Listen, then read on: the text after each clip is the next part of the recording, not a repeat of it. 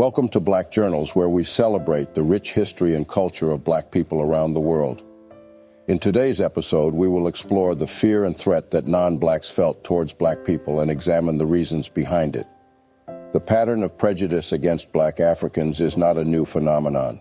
In fact, it has its roots in the history of the world. Black Africans have been the richest of the rich since the dawn of civilization, living in gold cities and making the rest of the world envious. This superiority complex is what made non-Black people with inferiority complexes perceive Black Africans as a threat. The fear and threat that non-Blacks felt towards Black people historically and even today is based on a variety of factors. These include Black people's physical strength, genetic superiority, and historical and intellectual contributions to civilization. The perpetuation of negative stereotypes in the media and education systems only serve to reinforce these fears and limit the potential of Black people. As a result, non-Black people decided to portray Black Africans as inferior.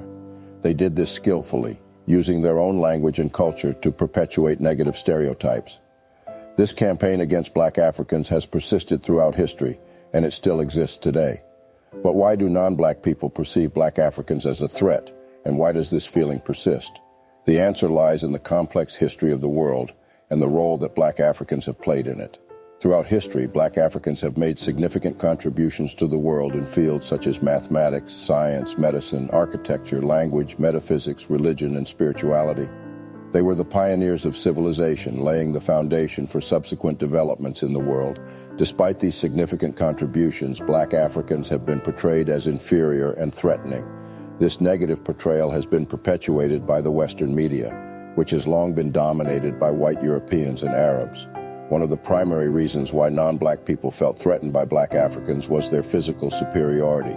Throughout history, Black people have been known for their strength and charisma, which made non-Blacks feel like they would eventually dominate if they were allowed to participate in their matters.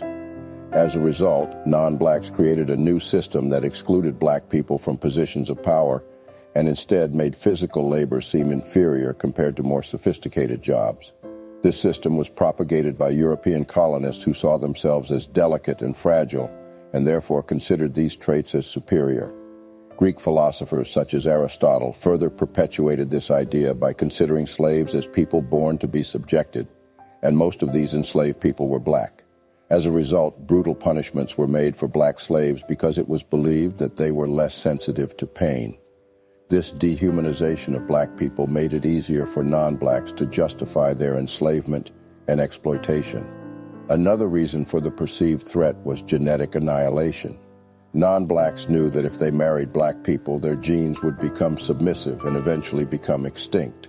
This was seen as a serious threat, and as a result, Black slaves were forbidden from marrying non-Black people. Mating results in the fusion of genes from the male and female, and the child's appearance is the manifestation of the dominant genes. Non-Blacks feared that Black genes would dominate, resulting in genetic annihilation. These attitudes toward Black people were deeply ingrained in society and persist to this day. Furthermore, the fear of Black people's intelligence is another reason why non-Blacks felt threatened. During the times of slavery, Black people were not allowed to read or write. This was because slave owners knew that Black people were intelligent and capable of learning, and they feared that they would use their intelligence to overthrow the system of oppression that had been set in place. Even after slavery was abolished, Black people were still denied access to education and were forced to attend substandard schools, which were underfunded and lacked resources. This was done in order to maintain the perception that Black people were intellectually inferior to non-Blacks. This fear of Black intelligence still exists today and is often perpetuated by negative stereotypes in the media. Black people are often portrayed as uneducated and intellectually inferior, which reinforces the notion that they are not capable of holding positions of power or making meaningful contributions to society. This perception is not only harmful to Black people, but to society as a whole, as it limits the potential of a significant portion of the population. The history of Black Africans as the first human civilization is a fact that is supported by history and fossil records, but unfortunately, it is a fact that has been denied and overlooked for centuries. The very existence of Black African civilization challenged the Eurocentric view of history that was so prevalent among non-black people. The concept that black Africans prospered when no other race even existed was, and still is, an unbelievable and unorthodox idea to many. Centuries of time have allowed some black Africans to migrate and come to Asia and Europe, and today the people living in those regions are actually predecessors of black Africans. This truth has been a bitter pill for non-black people to swallow, as it challenges their long-held beliefs about their own superiority. The idea that they are the predecessors of the same race they have been calling inferior for centuries is a tough one to accept. But the truth is, it doesn't matter whether they accept it or not. Genetic testing has already shown that Europeans have between 4 and 20% of their genes similar to Northwest African ancestral groups. No matter which human you choose, they would have traces of African genes in them, proving that black Africans are the actual ancestors of everyone. This fact is a significant threat to non-black people because it challenges their sense of superiority and their long-held beliefs about black Africans. If Africans are the actual ancestors of everyone, then it makes non-black people just as African as black people. It breaks the illusion that non-black people have been holding on to for centuries, and it proves that Africa is the center of the world, not Europe or the West. In a blink of an eye, black Africans could be added to the power equation, which would be a significant threat to non-black people. The truth about black African civilization and ancestry challenges the very foundation of their beliefs and would force them to confront their prejudices and biases. It is up to all of us to recognize and accept the truth about black African history and to work towards creating a more equitable and just world for everyone. The feeling of threat toward Africa and its people goes beyond just physical strength, genetic annihilation, and history. The most resourceful continent on Earth, Africa has always been a source of envy and desire for many non-black people. The abundant natural resources like oil, gas, gold, and other precious metals found in Africa only add to the sense of threat that non-blacks feel towards black Africans. The concept of Africans possessing so much wealth and resources is difficult for non-blacks to fathom and accept, especially when compared to their own relative lack of resources. European colonizers, for instance, stereotyped Africans as being less intelligent and incapable of making their own decisions.